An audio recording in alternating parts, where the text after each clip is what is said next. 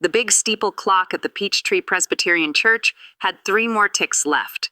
3 more slow, heavy ceremonial ticks before the pastor was due to ask the question that would change my life forever.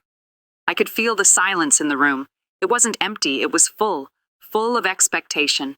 Every face in those polished oak pews was lit up. You could see it all. Soft smiles from my aunts, damp eyes from my college roommates, and a sea of iPhones held up like they were talismans, ready to capture the I do for their Instagram stories. The whole place smelled like money and white lilies. The flowers were leaning so far into the aisle it felt like they were eavesdropping, trying to get the hot goss before anyone else.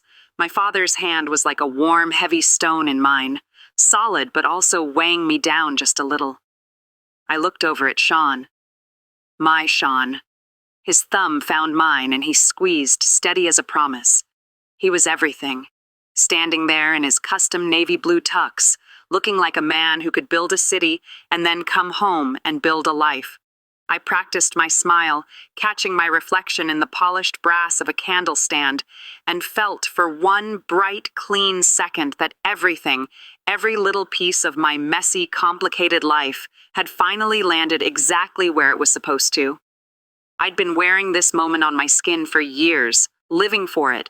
The endless rehearsal dinners in Buckhead, the late-night spreadsheets, cross-eyed, trying to figure out the seating chart, that small, dumb argument we'd had over whether his suit should be charcoal or that specific Armani navy. The whole sprawling, chaotic city of Atlanta had been narrowed down in my head to this one aisle, in this one church, in this one final breath before Mrs. Jane Anderson. I remember thinking, like a total clueless idiot, that life was finally obeying me, that I'd finally wrestled it into submission. The organ music swelled, that classic tune, and I saw my mother in the front row. She was already dabbing at her eyes with the corner of a monogrammed handkerchief, a total mess, just like I knew she'd be. And then there was Michelle, my sister, the woman who taught me how to braid my hair, how to sneak cigarettes from our father's pack of Marlboros, how to lie to our parents about where we were going on a Friday night. She sat in the front row, right next to my mom, with a smile so calm, so serene, it might have been carved from marble. Michelle, my older sister. The one who used to whisper secrets in my ear like they were currency. The one whose laugh used to ripple across our backyard cookouts and drown out all the bad days. She had always been the shadow to my light, the storm to my calm. And I, like a fool, thought she was my closest ally, my ride or die. Sean's jaw looked like it was chiseled from Georgia granite, strong enough to hold up a skyscraper. He caught my eye as I got closer and mouthed, "You look beautiful." A straight-up line from every cheesy rom-com I'd ever loved, but damn, it worked. Behind him, his best men shuffled, looking awkward and hot in their suits. The florist, a nervous guy I'd yelled at twice, was trembling as he adjusted a boutonniere. A little rustle, a quiet, expectant hum, moved through the assembled relatives. It was the sound of a crowd leaning forward to witness a joy they all believed in. Then Michelle stood up. Her movement split me. It shattered me into 1,000 tiny, indecipherable parts. It wasn't just the standing that made the air go thin and cold. It was the way she moved. It was practiced. It was like someone who had practiced being calm until it turned into a weapon, until it became cruelty. She stepped out into the aisle, just stepped right out, like she belonged there more than I did, like it was her stage. And when she smiled at me, it wasn't the smile of a sister. It was the smile of someone who knows the exact weight of the bomb she's about to drop. "Before you say, I do," she said. Her voice wasn't loud, but the syllables landed like surgical, precise cuts in the sacred hush of the church. "I have to say something." My father's hand tightened on mine. "Michelle, sit down," he hissed. She ignored him. Her eyes were locked on me. "I'm pregnant," she announced. The sound in the church just swallowed itself. A spoon clattered somewhere to my right. A kid's breath hitched. My knees, which had been holding up a designer gown and a lifetime of dreams, went from steady to jello in a single sickening heartbeat. The lilies seemed to lean back, offended. My throat burned with bile, and I tasted nothing but the metallic tang of pure, unadulterated disbelief. The organist faltered, hitting a sour note that hung in the air like a bad smell. Laughter. A weird, incredulous, wet sound, bubbled up from some distant cousin, and died instantly. My mother's hand flew to her chest, a strangled little gasp escaping her. My father's face went the color of old paper, and Michelle, my sister, my maid of honor, took a breath and delivered the killing blow. And it's Sean's. My whole world was ending, right there in front of God and 200 guests. If you've ever felt a betrayal so deep it stops your heart, a pain so sharp you can't even breathe, hit that subscribe button right now so you know you're not alone. And if you're one of those people who would just stand there and watch someone burn, go to the comments and tell me why you're built so cold. I actually want to know. I turned to Sean. His face, it just collapsed. It was the slow-motion horror of someone trying to impersonate shock, but not quite getting it right. Or maybe that was just my brain, already poisoned, already twisting the facts. He opened his mouth and the world narrowed to the shape of the one-word question I couldn't even manage to ask. Why? I thought of every private corner of our life, the late-night talks over Waffle House coffee, his fingers in my hair as we binge-watched that dumb show on Netflix, the grocery lists we'd text each other, the quiet, easy sharing of coffee on our balcony overlooking Piedmont Park. None of it, not 1 second of it, prepared me for how hollow, how fake those memories would feel under the weight of this one, simple, devastating lie. Or was it a lie? Then Queen did the thing that made the whole church stop breathing altogether. My niece, Michelle's daughter, 9 years old, knees skinned under her little flower girl dress, hair tied into 2 functional untidy buns. She stood up from her seat, small but suddenly seeming older, more dangerous than her size allowed. She was holding her iPad, the one with a green dinosaur sticker peeling off the corner. It was small against her palms, but she held it up like it was evidence. Like she was a tiny prosecutor in a courtroom. Her brown eyes, so much like her mother's but without the poison, cut across the room and found mine. And for a second, I didn't see the kid who learned to count on her fingers in my kitchen. I saw a warrior, a tiny 9-year-old warrior who knew the weight of the truth. "That's a lie, Mommy," Queen announced. Her voice was clear enough to cut glass. She didn't scream. She didn't wail. She said it like a verdict. "I can prove it." This little girl had more courage than every adult in that room combined. Think about that. Are you the kind of person who stands up for what's right, even when it's your own family? Prove it. Subscribe to this channel. If you'd just sit there and let the lie win, if you'd let me marry a man who, for all I knew, had just knocked up my sister, I genuinely want to know what's wrong with you. Explain yourself in the comments. The room just folded in on itself. Silence hurled itself into the rafters and hung there, taut and vibrating. For a breathless instant, the only sound was the hum of the organ pipes and the damp, frantic thump of my own pulse in my ears. Michelle's smile sharpened into something animal. Surprise and calculation, 2 snakes braiding together in the same expression. "Queen, honey, sit down. Put the iPad away. This is grown-up time." "No," Queen said. She held the tablet up higher. Its black screen blinked awake, throwing a pale, guilty light across her determined little face. "You're lying about Uncle Sean." My father made a sound that could have been a prayer or a groan. People were leaning forward, craning their necks as if getting a few inches closer might alter the truth. My mother's hand was clamped over her mouth. My knees, those traitors, gave another wobble, and I had to grab the front pew to keep from falling flat on my face. Queen's small fingers I'd taught to tie shoelaces, tapped the glass. The screen flickered.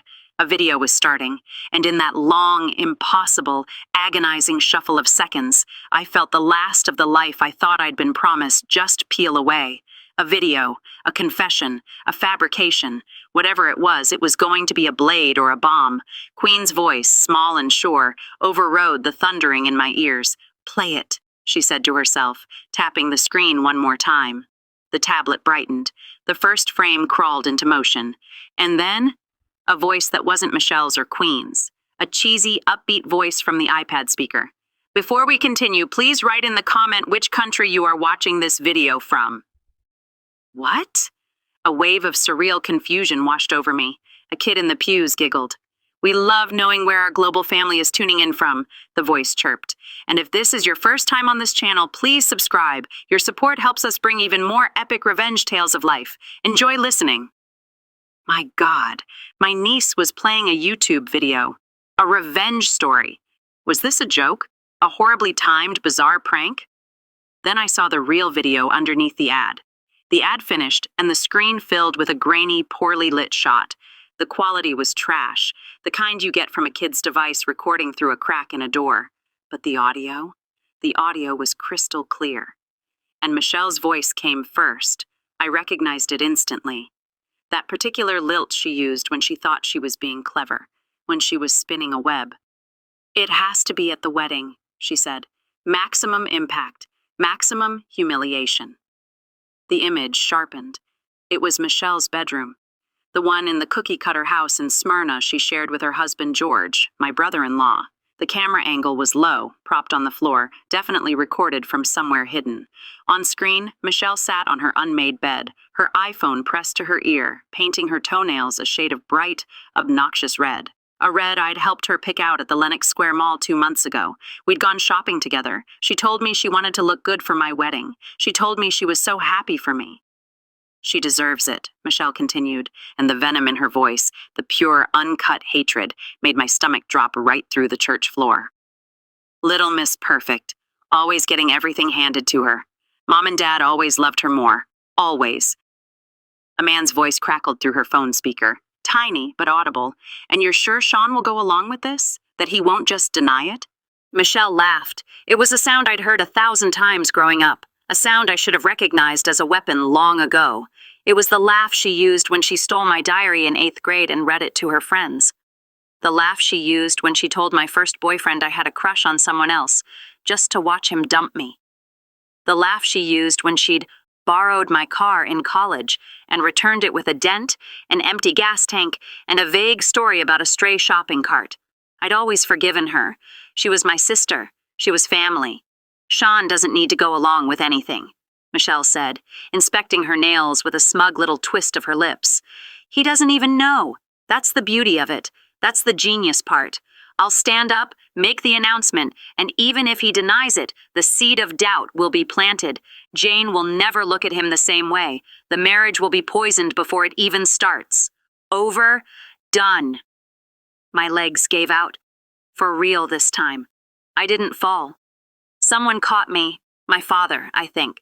His arms felt like iron bands, the only thing keeping me upright as the church erupted into pure chaos. Shouts, gasps.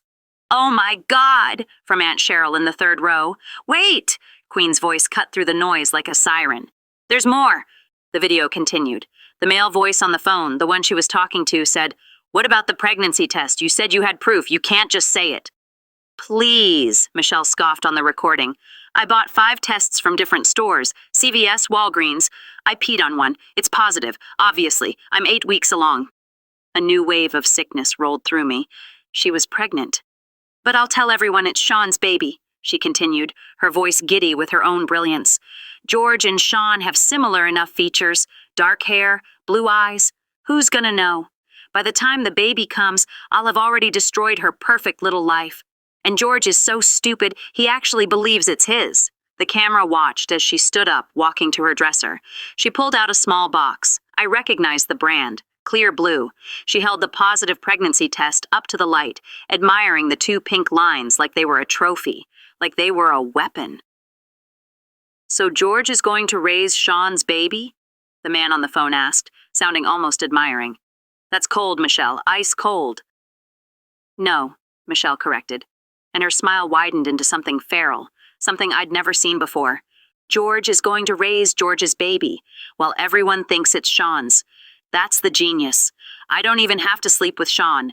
I just have to make everyone think I did." The church had gone from shocked silence to an uproar. Voices overlapped, a wave of outrage. People were standing up. Someone was crying. Loud, ugly sobs. I heard my mother say my sister's name, Michelle, like it was a curse. I heard Sean shouting, "I never touched her. I swear to God, Jane, I never..." But I couldn't look at him. I couldn't look at anyone. I could only stare at my sister, whose face, the real-life one, had drained of all color. All that practiced marble calm had evaporated like morning dew under a blowtorch. "Queen," Michelle said, and her voice was different now. Thin, shaky, desperate. "Queen, sweetheart, where did you get that? Turn it off." My niece stood her ground, 9 years old and braver than anyone in that church. You left your bedroom door open last week, she said simply. I heard you talking. You sounded mean. So I set up my iPad to record. I've been recording you for 8 days. 8 days. She swiped the screen. Another video queued up. This one showed Michelle in her kitchen, chopping vegetables with sharp, angry, violent movements. She was talking to someone off screen. A woman I didn't recognize at first. And then I did. Tiffany. Michelle's friend from her UGA sorority. The one who'd always been low-key jealous of me, who'd made snide comments about my job, my downtown condo, my relationship with Sean. The plan is perfect, Michelle was saying, slamming the knife down. Jane thinks she's so special. Designer Vera Wang gown. Expensive venue at the St. Regis. Mr. Perfect with his big shot development company and his stupid perfect dimples. I've been in her shadow our whole lives. Not anymore. You really hate her that much? Tiffany asked, sipping wine from a glass that caught the kitchen light. I don't hate her, Michelle said. And somehow that was worse. I just want her to hurt, the way I've hurt. Every boyfriend I ever had ended up asking about her. Every A I got, every accomplishment Mom and Dad barely noticed because Jane was doing something better. My wedding was nice. Hers is a damn fairy tale. I'm tired of being the discount version, the off-brand sister. The tablet screen went dark. Queen lowered it, looking at me with eyes that were way too old for her face. I have 17 more videos, she said quietly. Should I keep playing them? No, I heard myself say. My voice came from somewhere outside my body, detached and floating. No, Queen, that's enough. I turned to Michelle. I really looked at her. The sister who'd braided my hair. The sister who'd held me when our grandmother died. The sister who'd spent the last 8 weeks meticulously planning to detonate my life in front of 200 people. She opened her mouth, closed it, opened it again. Jane, she started. I can explain. Explain what? The words came out like broken glass. Explain that you hate me so much you'd torch my wedding? Explain that you were going to let everyone in this room think Sean cheated on me? Explain that you were going to let your own husband raise a baby believing a lie? I wasn't going to go through with it, Michelle's voice pitched high, frantic. I was venting. I was angry. I wasn't actually... You're wearing the dress, my mother said. Everyone turned to look at her. Mom's face was a mask of horrified, dawning realization. Her handkerchief was clutched so tight her knuckles had gone white. What? Michelle said, confused. The dress, Mom repeated, louder this time. The one you're wearing now, the one you said you bought for Jane's wedding. It's not a guest dress. It's an empire waist. It's cut to show off a stomach. You were going to stand up there and make sure everyone could see it. Imagine you pregnant. Michelle looked down at herself. She was wearing an emerald green dress that I just thought was a stylish, if slightly attention-grabbing choice. Flowing fabric. Now I saw it for what it was. A costume. A prop for her sick performance. And the hair, my Aunt Cheryl added from 3 rows back. She'd always been sharp. You're wearing it the same way Jane wore hers at Sean's company party, the one where they announced their engagement. The details clicked into place like a combination lock opening. She'd styled herself as a mirror of that night. She wanted everyone to make the connection. Sean got with Michelle the same night he committed to Jane. It was calculated. It was precise. It was pure evil. George, my brother-in-law, finally found his voice. He'd been sitting where Michelle had been, frozen, but now he stood up. He looked pale, shaky. Is it even mine, Michelle? He asked, and the question came out broken. Michelle's face did something complicated. Of course it's yours, George. Don't be ridiculous. Don't, he said, holding up a hand. Don't you dare lie to me right now. I heard the video. You said I was stupid. You said I'd raise a baby believing a lie. The lie was that it was Sean's, Michelle shrieked. The baby is yours, George, I swear. I just wanted to make Jane think. Get out. My father's voice cut through everything. He never shouted. Never. He was a quiet man, a gentle man, the kind who fixed broken toasters and read bedtime stories and taught us that family meant unconditional love. But there was nothing gentle in his voice now. Get out of this church, he said, and each word fell like a judge's gavel. You are not my daughter. Not after this. Daddy. Michelle reached for him, her hand trembling. He stepped back like she was poisonous. I don't know who you are, he said, his voice thick with disgust. The girl I raised wouldn't do this. Get out. Now. Michelle looked around wildly, her eyes darting from face to face, seeking an ally, seeking anyone who might defend her. She found nothing, nothing but disgust and horror. Even Tiffany, her sorority sister, had vanished, slinking out a side door like the coward she was. "This is insane," Michelle tried one more time, her voice breaking. "You're all going to ruin my life over a stupid joke? I wasn't actually—" "You stood up," Sean said. His voice was quiet, but it carried. "You stood up in front of everyone and said I got you pregnant. You were going to let Jane believe that. You were going to destroy us." "And you would have," I added, finding my voice somewhere in the rubble of my shock. "If Queen hadn't recorded you, you would have done it, and you would have smiled while I fell apart." Michelle's face twisted into something ugly. The mask was off. The pretty put-upon sister act was abandoned. "So what if I would have?" she spat. "You've had everything your whole life, Jane. Everything. The grades, the job, the condo, Mom and Dad's approval. You don't know what it's like to be second best. To be the one people settle for." "I was never competing with you," I shouted back, and all the hurt and betrayal of the last 10 minutes poured out. "You're my sister. I loved you. I trusted you."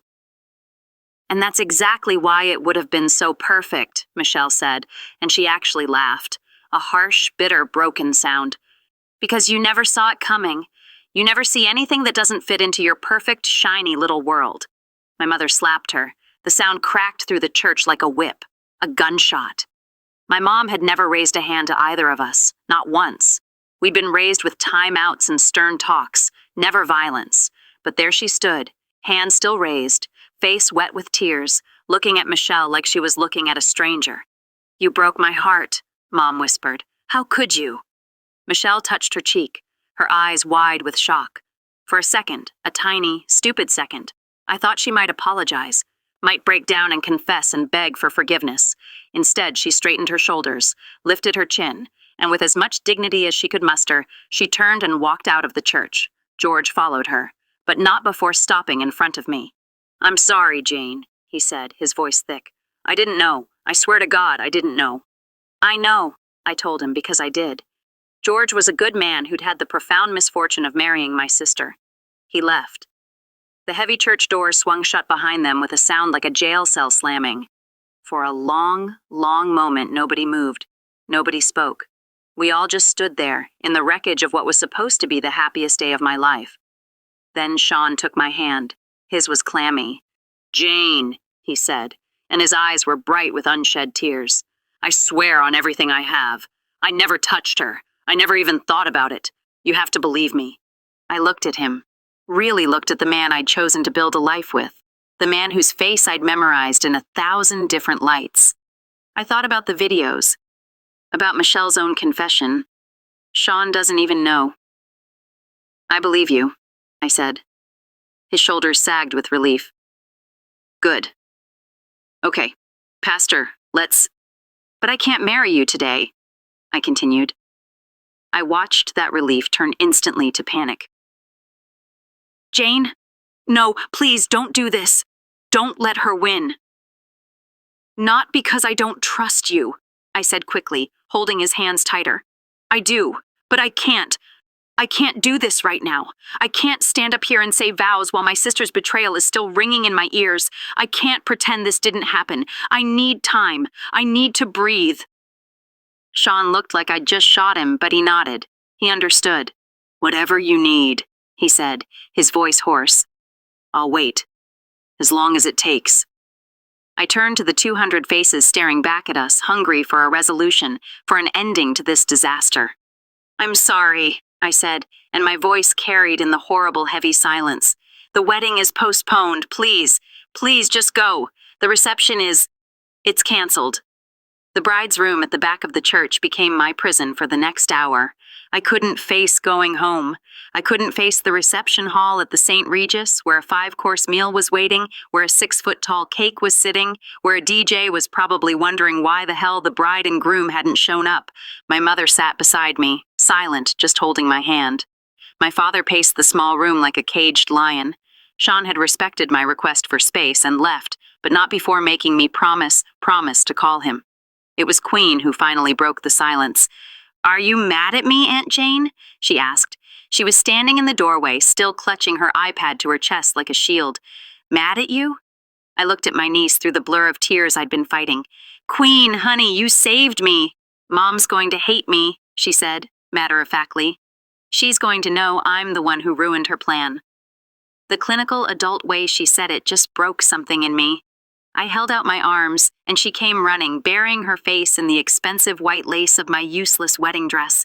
This little girl, this tiny hero who'd been forced to grow up way too fast, who'd seen her mother's cruelty and had the courage to stop it. Your mom doesn't get to hate you, I said fiercely, holding her tight. And if she tries, you have a whole family who's going to protect you. You understand me? Can I live with you? The question was small, muffled against my shoulder. I looked at my parents. Mom's face crumpled. Dad's jaw set in a hard line. We'll figure something out, Dad said. George is a good man. He'll make sure you're safe. But yes, Queen, if you need to, you can stay with any of us. She nodded against my dress, and I felt her shoulders shake with silent, held-in sobs. My phone buzzed, then again, and again. In the space of 30 seconds, it went from an occasional vibration to a constant, angry rattling against the vanity. It's online, my cousin Tyler said, appearing in the doorway. He was 23, perpetually glued to his phone, and looked simultaneously horrified and grimly satisfied. Someone in the pews recorded the whole thing and posted it. It's everywhere. Define everywhere, I said weakly.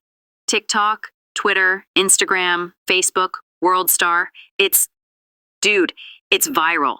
The video of Queen playing the recording and your sister's face when she got caught, it's got like 3 million views in the last hour.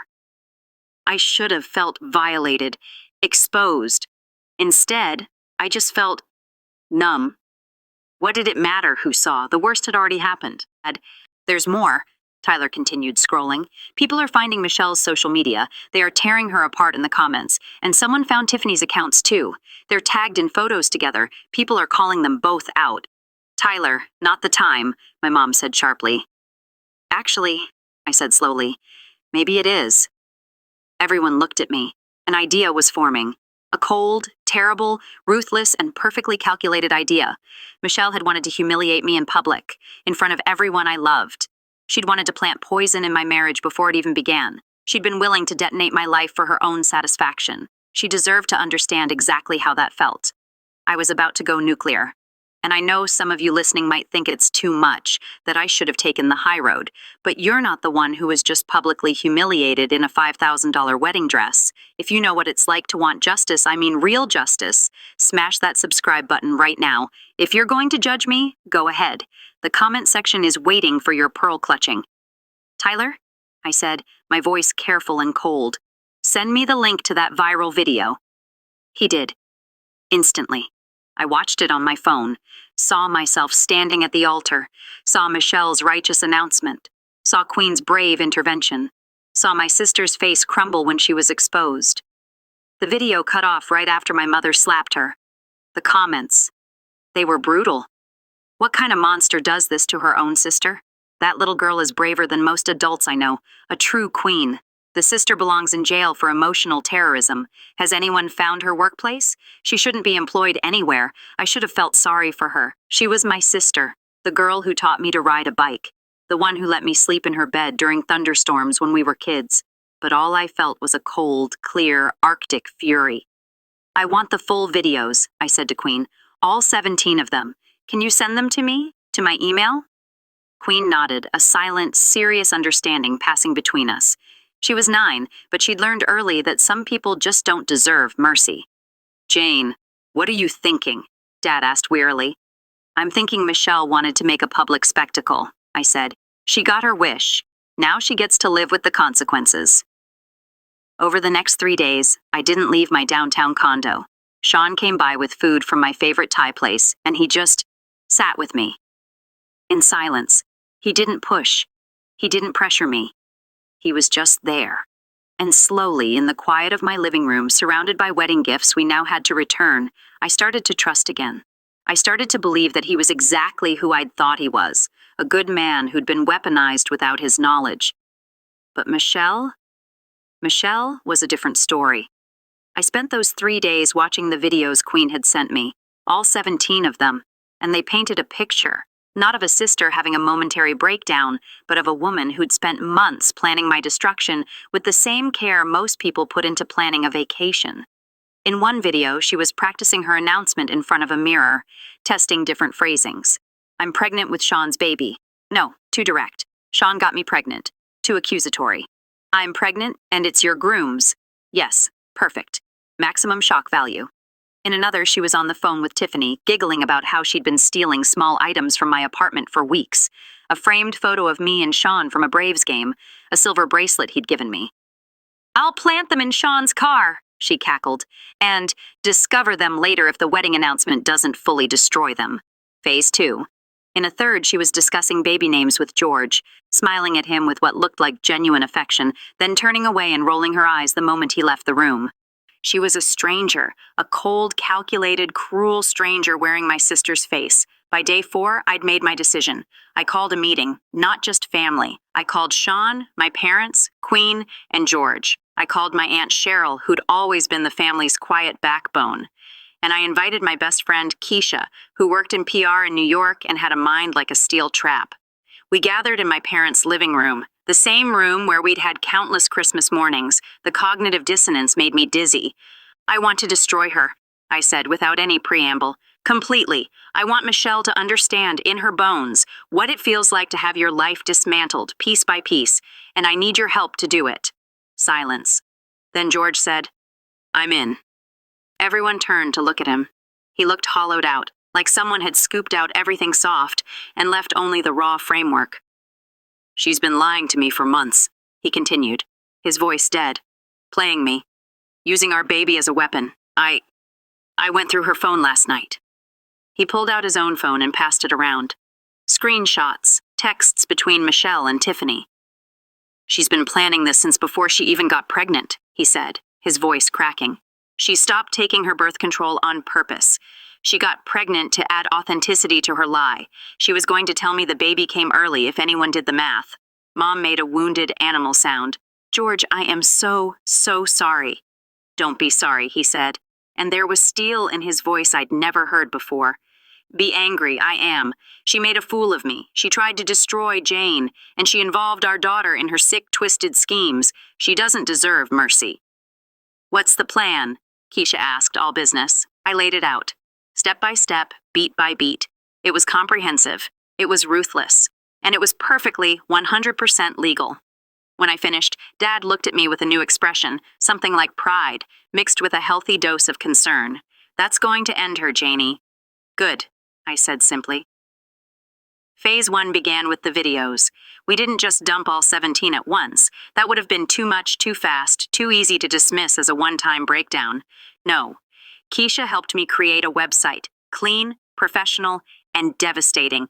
http://google.com/search, thetruthAboutMichelle.com. We released one video per day, each one carefully curated to show a different facet of her cruelty. The mirror practice video went first, showing premeditation. The comments on the original viral clip exploded all over again. By video 3, the one where she discussed stealing my belongings to plant as evidence, local news had picked up the story. 11, Alive and WSB-TV ran segments. Viral wedding sabotage, sister's elaborate plot exposed. By video 7, the one where she scoffed at her stupid husband George, national news was running segments. A psychologist was brought on Good Morning America to discuss the pathology of sibling rivalry. A lawyer on CNN discussed whether what Michelle had done could be considered harassment or intentional infliction of emotional distress. Michelle's employer, a prestigious marketing firm in Midtown, fired her by video 10. They released a public statement about not tolerating employees who display such profound moral failings and a lack of basic human decency. George filed for divorce by video 12. He also filed for sole custody of Queen, citing the videos as evidence of Michelle's unstable, manipulative behavior and an unsafe environment for a child. The internet, bless its dark heart, did the rest. Michelle's social media, which she'd locked down after the church incident, was hacked by some anonymous vigilante. Every post, every photo, every comment was screenshotted and analyzed. People found old college photos where she'd photobombed my pictures with sneers.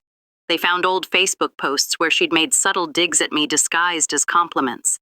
So proud of my little sister for her promotion, some of us have to work hard for years to get where she got so easily. Someone found her high school yearbook quote, "Success is the best revenge." They memed it.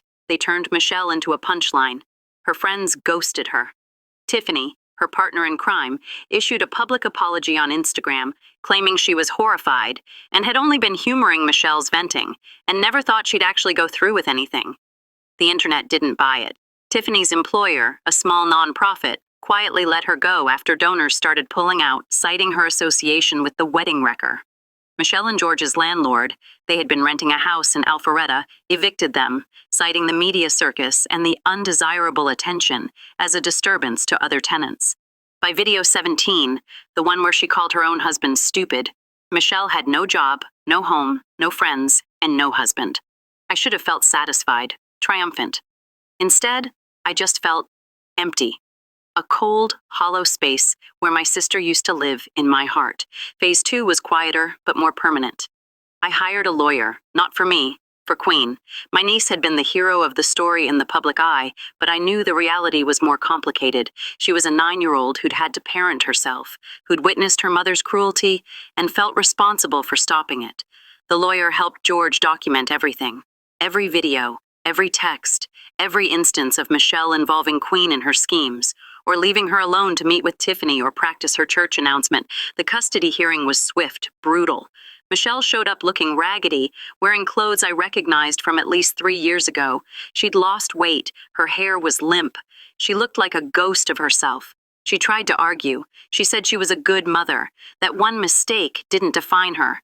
The judge, a no-nonsense woman who looked like she'd seen it all, watched 3 of the videos. Just 3.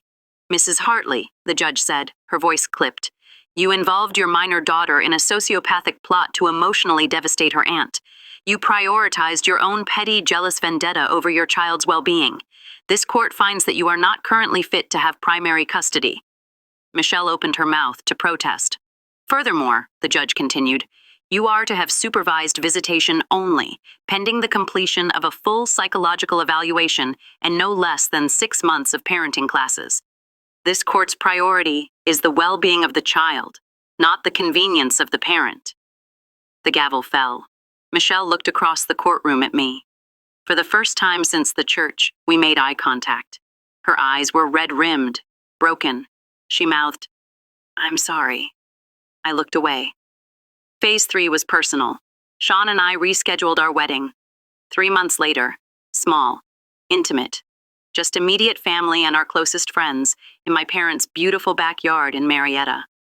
Queen was the flower girl. She wore a dress she picked out herself, green with dinosaurs on it, because she was 9 and she could. We didn't live stream it. We didn't post about it on social media. We kept it ours. But we did send Michelle an invitation. She showed up. I'd somehow known she would. She stood at the very back of my parents' garden, wearing a simple dress that hung on her frame, looking like she hadn't slept in weeks. I saw her while I was walking down the aisle on my father's arm. Our eyes met again. Hers were pleading. I smiled. Not a cruel smile, not a triumphant one, just a smile. A smile that said, "I'm happy. You couldn't take this from me." Then I married Sean in a ceremony that was everything our first attempt should have been. Full of joy, full of love, full of promise. Michelle left before the reception. I watched her go from the window of my old bedroom. She walked slowly, shoulders curved inward, a person hollowed out by her own terrible choices. Keisha came to stand beside me. "Feel better?" she asked. "No," I said honestly, "but I feel finished." I thought it was over, the revenge complete, the marriage secured, the family, or what was left of it, healing. I thought we could all move forward. I was so wrong. 6 months after my actual wedding, I got a call from George. "You need to come over," he said. No preamble. "Now, bring Sean." We went. George was living in a small rental house across town with Queen, rebuilding their lives. When we arrived, he looked grim. "Queen's been having nightmares," he said, "about her mom. The therapist has been helping, but last night she woke up screaming about something she remembered." Something she saw. Queen appeared from the hallway, clutching a stuffed dinosaur, looking younger than her 9, now almost 10 years. "Tell Aunt Jane what you told me," George said gently. Queen climbed onto the couch, pulling her knees to her chest. "Before the first wedding," she started, her voice small. "A few weeks before, I saw Mom meeting with someone. A man." "A man?" I asked. "The man on the phone?" "No," Queen said. "A different one. A lady. A lady with white hair. She gave Mom money." Ice formed in my veins. "What? What lady? What are you talking about?" "I don't know her name, but she gave Mom a big envelope, full of cash. I saw it." Sean and I exchanged a look. "Why would someone give your mom money?" I asked carefully. "I don't know," Queen whispered, "but I heard them talking. The lady said, 'If you can break them up before the wedding, the rest is yours. If not, you keep the deposit, but no bonus.'" The room tilted. "Someone paid Michelle to ruin the wedding?" Sean's voice was tight, controlled. "I think so," Queen whispered. "I didn't understand then, but after everything, I thought you should know." George pulled out his laptop. "I started digging," he said. "Michelle's bank records from the divorce proceedings. They show a cash deposit of $10,000, 6 weeks before your wedding. No name attached." $10,000, I breathed. Who would pay Michelle to? And then I knew. The puzzle pieces didn't just click, they slammed into place. The cold politeness, the snide comments about my job, the previous engagement that made her miss our real wedding. I looked at Sean. "Your mother." His face went white. No, my mom wouldn't. Denzel, she wouldn't do that." "She hated me," I said. The memories came flooding back. Denzel Whitmore, Hudson's mother, coldly polite from the second we met. The subtle digs about my family being new money. We weren't. About my job not being stable enough. About how Sean deserved someone from a better background.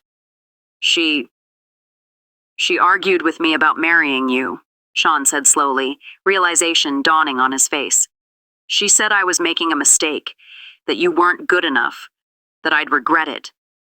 But I thought she'd come around. I thought she didn't want us married," I finished. "So she paid my sister, the person she knew was jealous of me, to make sure it didn't happen." "I have Michelle's phone records too," George said, his face grim. 3 calls to an unlisted number in the weeks leading up to the wedding. A number I traced to a burner phone, but the cell tower pings? All of them hit right near your parents' house in Buckhead, Sean. We sat in stunned silence. This was a level of evil I couldn't even process. My own mother-in-law, she paid my sister to destroy my life. This is a level of evil that's hard to even process. Don't you ever want to be blindsided like this? To find out the person smiling at your engagement party is plotting your downfall? Subscribing is the only way to make sure you see the red flags. If you still won't subscribe after hearing this, you must have a heart of stone. Go ahead, comment, and tell me why you're siding with the villains. "What do we do?" Sean finally asked. His voice was hollow. I thought about Denzel, the woman who'd kissed my cheek at our engagement party while secretly funding my destruction, the woman who'd sat in that church, watched Michelle's announcement, and never said a word. A new kind of anger bloomed in my chest, a colder, harder anger. Michelle had been cruel, driven by a lifetime of jealousy. It didn't excuse her, but it explained her. But Denzel? Denzel had coldly, calculatedly purchased my humiliation like it was a business transaction. "We get proof," I said, "hard proof, and then we finish this, permanently." Getting Michelle to flip on Denzel was easier than I expected. She'd lost everything, and she knew exactly who to blame for giving her the idea and the money in the first place. I met her at a Starbucks downtown, neutral ground. She looked better, healthier. She'd gained some weight back. She cut her hair into a short, smart style. She had a job, she told me, working retail. It paid the bills. She didn't smile when she saw me, just sat down and said, "What do you want, Jane?" "The truth," I said, "about Denzel." Michelle's laugh was bitter. "Took you long enough to figure it out." "Tell me everything." And she did. How Denzel had approached her at a family barbecue, all smiles and subtle comments. "It must be so hard for you, Michelle, always being second best. Hudson is, well, he's a Whitmore, and Jane is nice. How the comments had grown bolder, how Denzel had eventually propositioned her. Make sure the wedding doesn't happen, and I'll make it worth your while. She knew you hated me? I asked. She sniffed it out like a bloodhound, Michelle said, stirring a coffee she wasn't drinking. She played me like a violin, got me all worked up, reminded me of every slight, real or imagined. Then she offered me money to act on it. How much? Total? $10,000 up front. Another $20,000 if I succeeded in breaking you up permanently. $30,000. That's what getting rid of me had been worth to Denzel Whitmore. Why are you telling me this? I asked. Michelle finally looked me in the eye. Because I'm tired of being the only villain in this story, she said. I did a terrible thing, Jane. I know that. I've lost my husband, my daughter, my career. I own that. But I didn't do it alone. And I am not going to let that bougie, evil woman walk away clean while I'm the only one who burns. I need proof, I said. Records, recordings, something concrete. Michelle smiled, a real sharp smile. I recorded every conversation I had with her after the first one, she said. I'm not stupid. I knew she'd throw me under the bus if things went south. I protected myself. She slid a small flash drive across the table. Why didn't you use this before? At the custody hearing? Because I was ashamed, Michelle said quietly. Because admitting Denzel put me up to it meant admitting I was stupid enough to be manipulated. And because I still wanted to believe I'd done it for my own reasons, but I'm done lying. To you, to myself, to everyone. I pocketed the drive. Thank you. Don't thank me, she said, standing up. I'm not doing this for you. I'm doing it because Denzel deserves to suffer the way I have. Make her pay, Jane, please. It was the most honest conversation we'd had in 15 years. The recordings were damning. Denzel's voice, cultured and cold, laying out exactly how she wanted Michelle to destroy the wedding. She suggested the pregnancy announcement. She specifically said it would be devastating and impossible to disprove in the moment. She coached Michelle on timing, on her delivery, on how to make it look spontaneous while being perfectly calculated. In one recording, I heard Denzel say, I don't care if you have to actually sleep with Sean to make it convincing, whatever it takes to get her out of my son's life. Michelle's response, I'm not going to prostitute myself for you, Denzel. Denzel's reply, then be creative. You're in marketing. Sell the lie. I listened to all 7 recordings, twice. Then I called Sean. It's worse than we thought, I told him. She planned everything. Michelle was just the weapon. Your mother was the one who aimed it. Sean was silent for a long, long time. When he spoke, his voice was broken. What do we do? We use the same playbook she used, I said, my voice hard. We go public. We show everyone, the whole world, exactly who Denzel Whitmore really is. She's my mother, Jane, he said, and the agony in his voice broke my heart. I know, I said softly, and I won't do this without your permission. If you want to handle this privately, I will respect that. But Sean, she tried to destroy us. She paid money to humiliate me. She doesn't get to just walk away. Another long silence. Then, do it. She made her choice. Now she lives with it. The press conference was Keisha's idea. You've been the victims of a viral harassment campaign, she said over the phone. You have every right to tell your side of the story, the full story. We rented a small event space at a hotel in Midtown. We invited local media and some of the national outlets that had covered the original wedding wrecker story. I wore a simple, professional navy blue dress. Sean was in a suit. We looked like what we were, a young, professional couple who had been put through hell. The room was packed. Cameras, reporters, the flash of phones. I stood at the podium, Sean's hand resting on the small of my back, and I told the truth. I started with the church. I showed brief clips from Queen's videos, just enough to remind everyone of what had happened. Then, I dropped the bomb. What we didn't know at the time, I said, my voice steady, was that my sister didn't act alone. She was hired. She was paid $30,000 to destroy my wedding and my relationship. The room erupted. By who? Someone shouted. I looked directly into the main camera. By my mother-in-law, Denzel Whitmore. I played the recordings, every single one. I let Denzel's words speak for themselves. The room was dead silent except for her voice, cold, calculating, orchestrating my humiliation like a business deal. When the last recording ended, I said, This is what happens when someone decides another person isn't worthy of love, when someone believes they have the right to control other people's lives. Denzel Whitmore tried to buy my destruction. She failed. And now you all know exactly who she is. Questions exploded. Mrs. Anderson? Mr. Whitmore. But I didn't take any. Sean and I walked out hand in hand, while cameras flashed and voices shouted after us.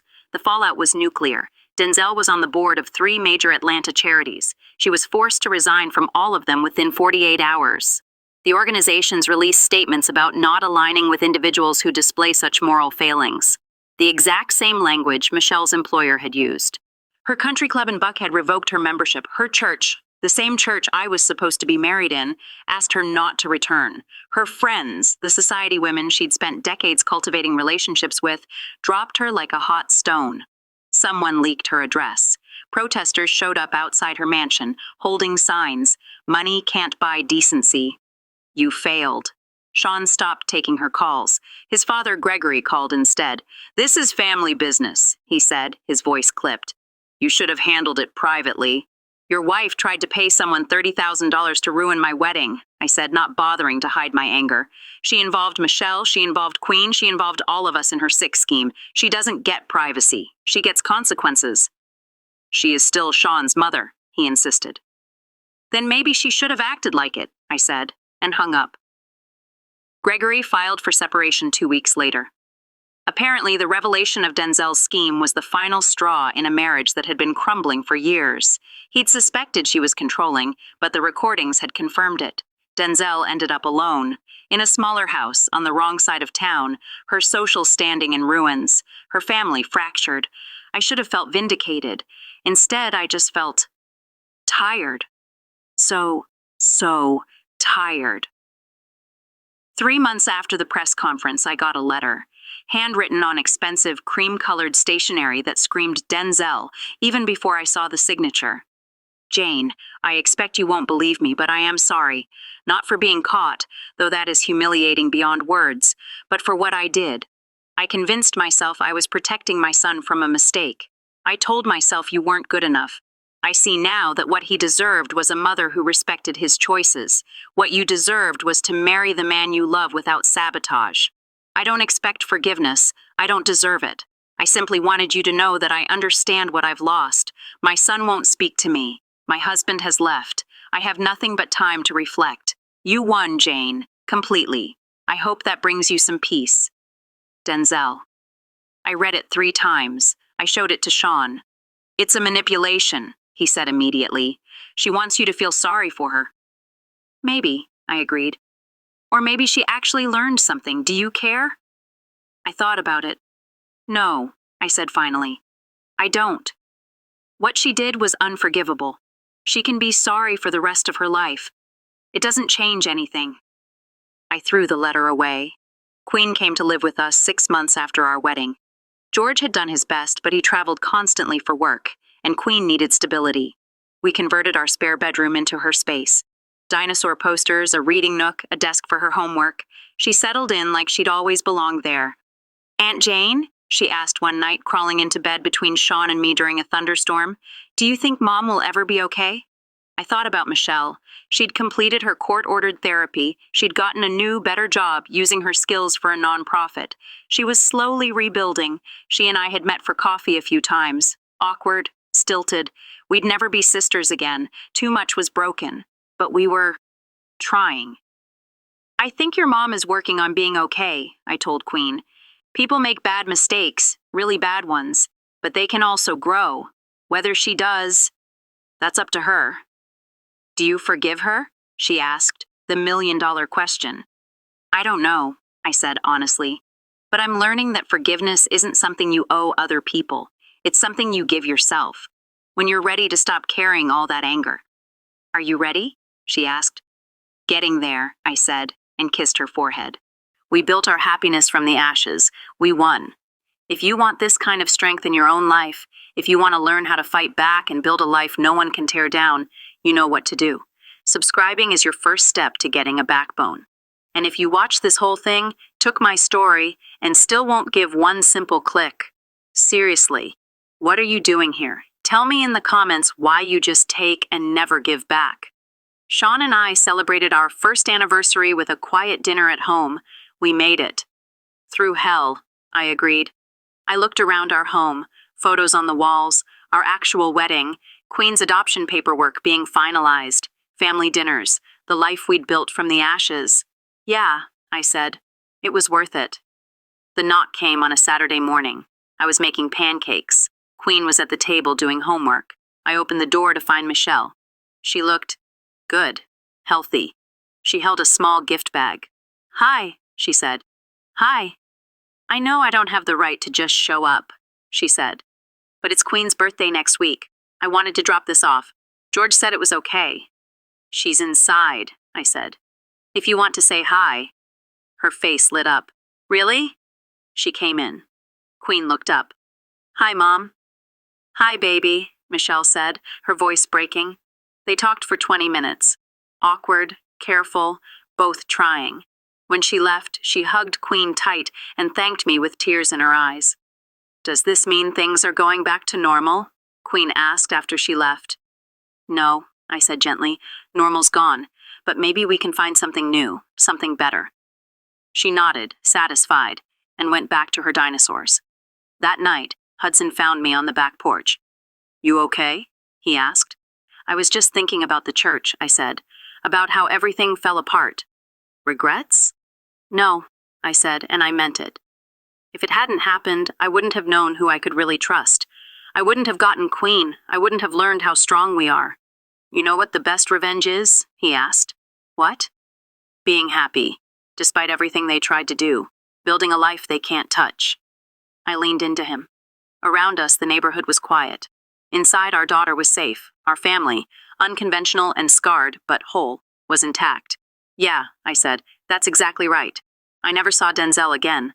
I heard she moved to Florida, trying to start over. I didn't care. I'd spent so long being angry, plotting revenge, and they'd suffered. Agnes had lost everything. Denzel had been exposed and exiled. Justice was served. But the real victory, it wasn't their suffering. It was this. It was dancing with Sean in the kitchen while Queen groaned about how embarrassing we were. It was my mother teaching Queen to braid her hair the same way Michelle had once taught me.